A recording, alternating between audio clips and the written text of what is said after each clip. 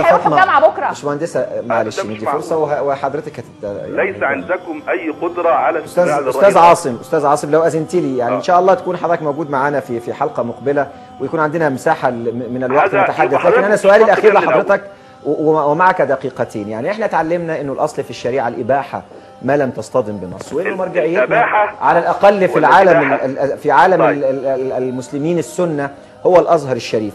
نطوف حوله كما نطوف حول الكعبه. في العلم نطوف حول الازهر الشريف كما نطوف حول الكعبه في مناسك الحج والعمره. يعني هناك من خرج كثيرا يكفر البعض، يعني الأخ محمود عامر في دمنهور اللي خرج يكفر يوسف القرضاوي، وهو من هو يوسف القرضاوي؟ ومن يتحدث عن إباحة دم محمد البرادعي. يعني كل هذه الأمور أفزعت المجتمع يا أستاذ ماجد، وليس هناك مرجعية لأحد من هؤلاء السادة أزهرية. ما فيش حد عقيدته أزهري، ما حدش اتعلم في الأزهر. يعني أرجو أن حضرتك تجاوبني. يعني كويس، كلام جميل. يبقى حضرتك بتصطاد اخطاء، يعني مثلا نقول التيار الاسلامي في مصر، انتظرني طيب انتظرني، التيار الاسلامي في مصر مثلا بس نخلص هتواضع في العدد او يقول لك 100,000 بس، ماشي حضرتك كلمات منتقاه ل3 أو 4 وتركز عليها الضوء بشده لاجل هدم كل، مش لهدم التيار بس لا وهدم ما يمثله، لا ده طريقه خاطئه.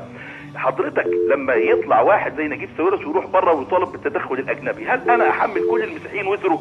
هل احمل كل رجال الاعمال وزره؟ ولا بقول نجيب ساويرس اخطا؟ بقول نجيب ساويرس هذا امر ثابت؟ لا ما قالش كده. لا الترجمه خطا. انا سمعت لا ما قالش هو قبل كده.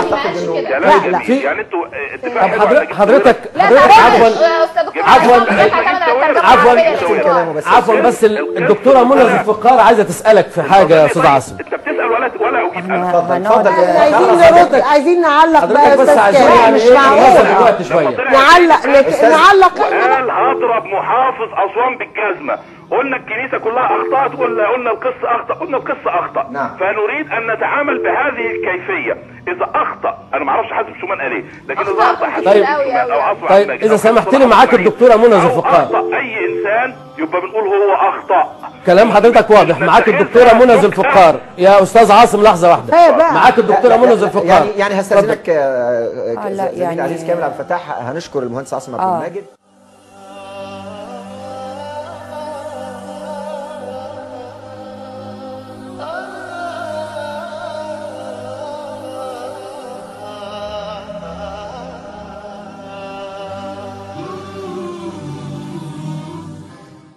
الاخت زينب هعلق بس بعدين دكتوره. الو السلام عليكم. السلام ورحمه الله. اهلا وسهلا. اهلا بيك. انا برحب بحضرتك وبالضيوف وبالاستاذ المذيع اللي معاك.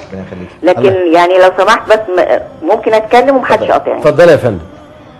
اولا الساده المذيعين المفروض ما يكونش ليهم راي، ده اعلاميا دي شيء معروف. ثانيا الساده الضيوف يعني متحاملين جدا قوي، ممكن يقولوا رايهم بس بطريقه غير كده. انت استفزتني. انا بنتي بتكره الاخوان، لكن دلوقتي بقت متعاطفه معاهم جدا، لان انتوا يعني هاجمين عليهم بطريقه مش طبيعيه. هو في ايه؟ شايفه الهجوم ازاي يا استاذه زينب؟ نعم شايفه الهجوم ازاي؟ الحقيقه يعني لم ينال اي تفصيل او ضيوفنا لم ينالوا. لا مش قادرين. وبعدين انا بقول مدام اثار ده انت محترمه اصلا، انا ما شفتهاش في مسلسل حتى بنص كم. معترضه على ايه بقى؟ ده انت يعني ست محترمه. وبعدين كل الاساتذه الاطفال احنا مش محترمين ولا ايه؟ طب نسيبها بس بعدين. يعني مش قادره.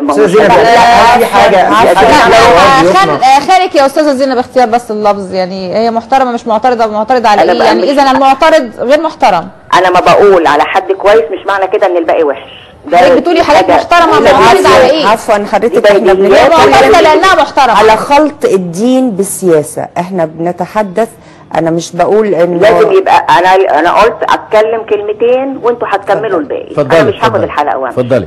يبقى بس الطريقه يعني التوجيه يبقى غير كده، باسلوب غير كده. يعني محاميه وكاتبه واستاذه وصحفيه لازم يبقى لهم اسلوب غير كده. ده المفروض. والمذيع المفروض ملوش راي خالص. حاضر. طيب شكرا استاذ. شكرا على الدرس. هو بس يعني الاستاذه زينب الحقيقه ومشاهدينا الكرام لازم يفهموا ان احنا لما اعددنا هذه الحلقه وزملائنا عملوا عليها ليس المقصود منها اطلاقا ان احنا نهاجم تيار او فصيل من احنا بنهاجم كلام اتقال. انا قلت في المقدمه في حاله من الارتباك وفي حاله من الفزع الحقيقي في المجتمع المصري على مختلف اوساطه وشرائحه.